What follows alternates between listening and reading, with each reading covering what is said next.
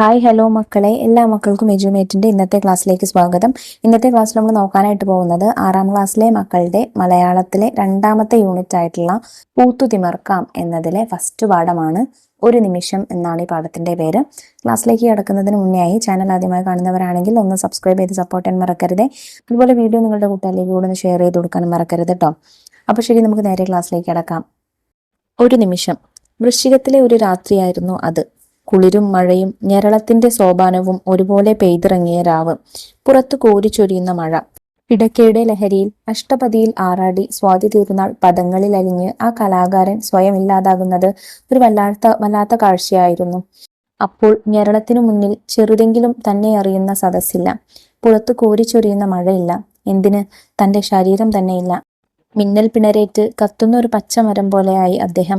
മഹാഗായകനുള്ള പ്രണാമം പോലെ ജ്വലിക്കുന്ന ആ മുഖത്തേക്ക് പറന്നു വന്നതാണ് ഒരു പ്രാണി. പാട്ട് തീരുന്നതുവരെ അത് അവിടെ തന്നെ ഇരുന്നു. ഞരളത്താവട്ടെ അത് അറിഞ്ഞതേയില്ല.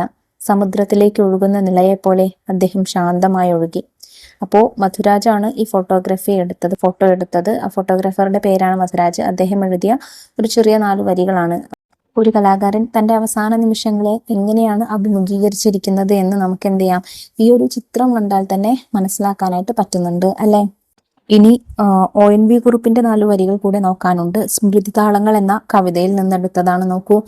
അർദ്ധമീലിത നേത്രനായി സോപാന സന്നിധിയിൽ മിശ്രഖണ്ഡ ത്രിപുട നടകൾക്കുള്ളൊരഴകെല്ലാം പാട്ടിലേക്കു പകർന്ന് തന്നെ പാണി കൊട്ടുമ്പോൾ വൃദ്ധഗായക നീ പ്രപഞ്ചം സ്മരിക്കുന്നു. ഇനി നമുക്ക് ഇതിനെ ആസ്പദമാക്കിയിട്ട് 3 ചോദ്യങ്ങൾ തന്നിട്ടുണ്ട്. ആദ്യത്തെ ചോദ്യം നോക്കൂ. ഈ ഫോട്ടോയിൽ കാണുന്ന കലാകാരൻ ആരാണ്?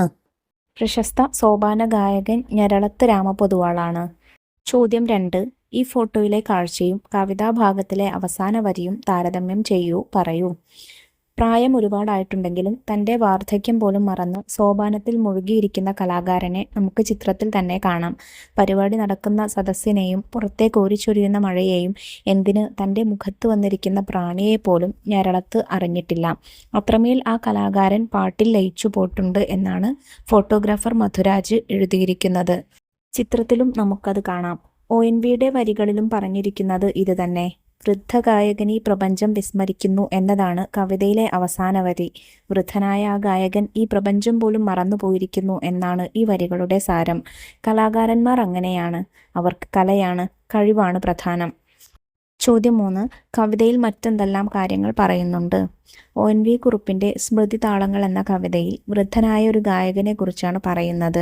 അദ്ദേഹം കണ്ണുകൾ പാതി അടച്ച് സോപാന സന്നിധിയിലിരിക്കുന്നു. മിശ്രഖണ്ഡ ത്രിപുട താളത്തിലുള്ള നടകൾക്ക് ചേർന്ന സൗന്ദര്യമെല്ലാം അദ്ദേഹം തൻ്റെ പാട്ടിലേക്ക് പകർത്തുന്നു. അദ്ദേഹം കൈകൊട്ടുമ്പോൾ ഈ ലോകം തന്നെ മറന്ന് പാട്ടിൽ ലയിക്കുന്നു. അദ്ദേഹത്തിൻ്റെ സംഗീതത്തിലുള്ള അഗാധമായ ലയനവും ചുറ്റുപാടുകളെക്കുറിച്ചുള്ള മറവിയുമാണ് ഈ വരികളിൽ പ്രധാനമായും വിവരിക്കുന്നത്. പ്രകാശം കൊണ്ടുള്ള വരയാണ് ഫോട്ടോഗ്രഫി. അത് നമുക്ക് ചുറ്റുമുള്ള ലോകത്തെയും നമ്മളെ തന്നെയും പകർത്തിവെക്കൽ മാത്രമല്ല, മനുഷ്യരുടെയും പ്രകൃതിയുടെയും വികാരങ്ങളും ഭാവങ്ങളും അപ്പോൾ പകർത്തിയെടുത്ത് സ്ഥിരമായി സൂക്ഷിക്കാനും ചരിത്രത്തിലെ പ്രധാന സന്ദർഭങ്ങൾ വരും കാലത്തേക്കായി രേഖപ്പെടുത്താനും ഫോട്ടോഗ്രഫിക്ക് സാധിക്കും. ഭൂതകാലത്തെയും വർത്തമാനകാലത്തെയും കൂട്ടിയിണക്കുന്ന ഒരു കണ്ണിയാണ് ഫോട്ടോ. പലപ്പോഴും നമ്മൾ കാണാത്തതും ശ്രദ്ധിക്കാത്തതുമായ കാഴ്ചകളും സംഭവങ്ങളും ക്യാമറയുടെ കണ്ണുകൾ പിടിച്ചെടുക്കാറുണ്ട്. അങ്ങനെ എന്നെന്നും ഓർമ്മയിൽ സൂക്ഷിക്കാവുന്ന ഒരു ഫോട്ടോയാണ് മുൻപേജിൽ പരിചയപ്പെട്ടത്. ഇതുപോലുള്ള ചില ഫോട്ടോകളും അവ പകർത്തിയ ഫോട്ടോഗ്രാഫർമാരെയും പരിചയപ്പെടാം. മക്കളെ, നമുക്ക് ആദ്യം 2 ഫോട്ടോകൾ തന്നിട്ടുണ്ട്. കണ്ടോ? നല്ലതുപോലെ ശ്രദ്ധിച്ചു കാണൂ. ഇത് നമുക്ക് ഇന്നത്തെ കാലത്ത് കാണാൻ കഴിയാത്ത 2 ചിത്രങ്ങളാണല്ലേ. ഈ ഫോട്ടോ പകർത്തിയത് വിക്ടർ ജോർജ് ആണ്. ഇത്ത 2 ഫോട്ടോകളും പഴയ കാലത്തെ നമുക്ക് കാണിച്ചു തരുന്ന 2 ഫോട്ടോകളാണ്. ഈ ഫോട്ടോ പകർത്തിയത് റസാഖ് കോട്ടയ്ക്കലാണ്. ഇനി ഇതുമായി ബന്ധപ്പെട്ട ചില ചോദ്യങ്ങൾ നോക്കൂ. ചോദ്യം 1. ഈ ഫോട്ടോകൾ നിങ്ങളോട് എന്തെല്ലാം പറയുന്നുണ്ട്? ചെറിയ കുറിപ്പുകൾ തയ്യാറാക്കൂ. ഈ ചിത്രങ്ങൾ വിവിധ ജീവിത സാഹചര്യങ്ങളെയും ഭൗതിക ചുറ്റുപാടുകളെയും കുറിച്ചുള്ള ഉൾക്കാഴ്ച നൽകുന്നു. വിക്ടർ ജോർജിൻ്റെ ചിത്രങ്ങൾ ഗ്രാമീണ ജീവിതത്തിലെ അധ്വാനത്തെയും പ്രകൃതിയുടെ ഭംഗിയെയും സൂചിപ്പിക്കുമ്പോൾ റസാഖ് കോട്ടയ്ക്കലിൻ്റെ ചിത്രങ്ങൾ പഴയകാല ജീവിത രീതികളെയും സാമൂഹിക സാഹചര്യങ്ങളെയും ഓർമ്മിപ്പിക്കുന്നു. ഈ ചിത്രങ്ങൾ നമ്മോട് പറയുന്നത് എന്തെല്ലാം കാര്യങ്ങളാണെന്ന് നോക്കാം. സാമൂഹിക ജീവിതം. ഗ്രാമീണ ജീവിതത്തിലെ അധ്വാനവും പഴയകാലത്തെ വീടുകളും ജീവിത രീതികളും ഈ ചിത്രങ്ങളിൽ നിന്ന് മനസ്സിലാക്കാൻ സാധിക്കും. സൂചിപ്പിക്കുന്നു. പ്രകൃതിയും മനുഷ്യനും. മനുഷ്യൻ പ്രകൃതിയുമായി എത്രത്തോളം ചേർന്ന് ജീവിച്ചിരുന്നു എന്നും പ്രകൃതിയുടെ മാറ്റങ്ങൾ എങ്ങനെ മനുഷ്യജീവിതത്തെ സ്വാധീനിച്ചിരുന്നു എന്നും ചിത്രങ്ങൾ സൂചിപ്പിക്കുന്നു. കാലത്തിൻ്റെ മാറ്റം. ചിത്രങ്ങളിലെ ജീവിത രീതികളും ചുറ്റുപാടുകളും ഇന്നത്തെ കാലവുമായി താരതമ്യം ചെയ്യുമ്പോൾ വലിയ മാറ്റങ്ങൾ സംഭവിച്ചിട്ടുണ്ട് എന്ന് ഈ ചിത്രങ്ങൾ ഓർമ്മിപ്പിക്കുന്നു. ഇതിലെ രണ്ടാമത്തെ ചോദ്യം, പത്രങ്ങളിൽ നിന്നും മാസികകളിൽ നിന്നും ഇതുപോലുള്ള ഫോട്ടോകൾ ശേഖരിക്കൂ. അവയുടെ പ്രത്യേകതകൾ ക്ലാസ്സിൽ കൂട്ടുകാരുമായി ചർച്ച ചെയ്യൂ.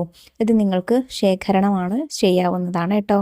മൂന്നാമത്തെ ചോദ്യം, മൊബൈൽ ഫോൺ ഉപയോഗിച്ച് നിങ്ങൾക്ക് ഇഷ്ടമുള്ള കാഴ്ചകൾ പകർത്തൂ.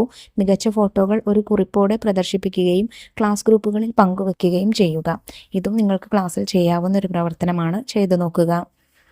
ഇന്നും ചരിത്രമറിയാനുള്ള ഉപാധികളിലൊന്നാണ് ഫോട്ടോകൾ. 50-60 വർഷം മുൻപുള്ള കടയുടെയും പുതിയൊരു കടയുടെയും ഫോട്ടോകൾ ശ്രദ്ധിക്കൂ. എന്തെല്ലാം വ്യത്യാസങ്ങൾ കാണുന്നുണ്ട്? എന്തെല്ലാമായിരിക്കും ഈ മാറ്റങ്ങൾക്ക് കാരണം?